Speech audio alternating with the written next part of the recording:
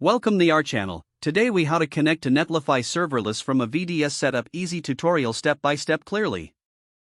To connect to Netlify serverless from a VDS setup, start by ensuring you have a VDS environment ready. Log into your VDS using SSH credentials. Confirm that Node.js is installed by running the command node v. If Node.js is not installed, download and install it from the official website. Next, navigate to your project directory where you want to set up the connection. Once in the directory, initialize your project using npm init. This creates a package.json file essential for managing dependencies.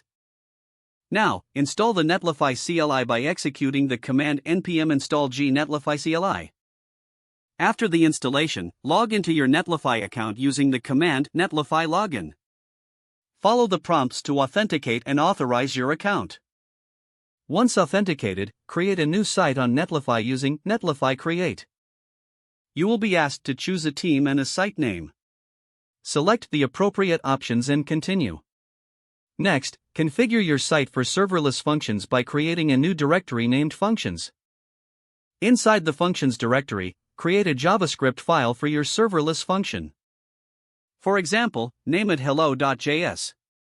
Open the file in a text editor and add a simple function that returns a greeting. Make sure to export the function using module.exports. Return to your terminal and deploy your site by running netlify deploy prod.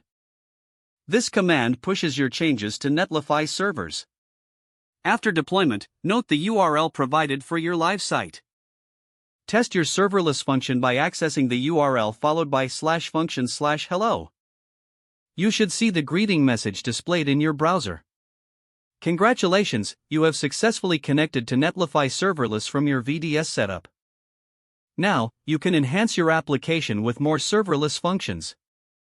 If the page does not load, refresh the browser or try again in a private or incognito window.